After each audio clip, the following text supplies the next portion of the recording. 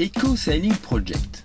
C'est le tour du monde en voilier électrique avec mission scientifique et sensibilisation des plus jeunes.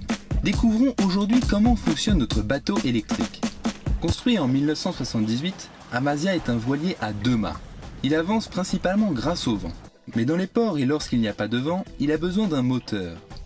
Initialement pourvu d'un moteur diesel, nous avons décidé de le faire évoluer avec son temps et de lui offrir une nouvelle motorisation. Naviwatt, start-up bretonne, a développé un système de propulsion 100% électrique qui révolutionne la plaisance actuelle et satisfait de plus en plus de plaisanciers. Avec ce système, nous n'utilisons que des énergies renouvelables. Voici comment ça marche. Des panneaux solaires de 600 watts fournis par What You Need et une éolienne ATMB de 400 watts nous permettent de récupérer l'énergie du soleil et du vent.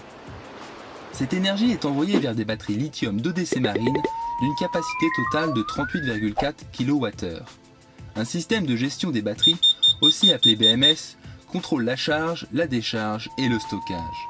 L'énergie accumulée est mise à la disposition des contrôleurs Safcon qui sont pilotés par une manette.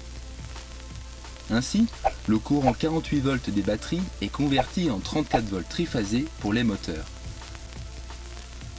Deux moteurs électriques Leroy Sommer d'une puissance de 10 kW chacun sont couplés pour une puissance totale équivalente à 45 chevaux.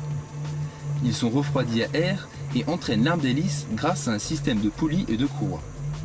L'hélice Ewol est un peu particulière.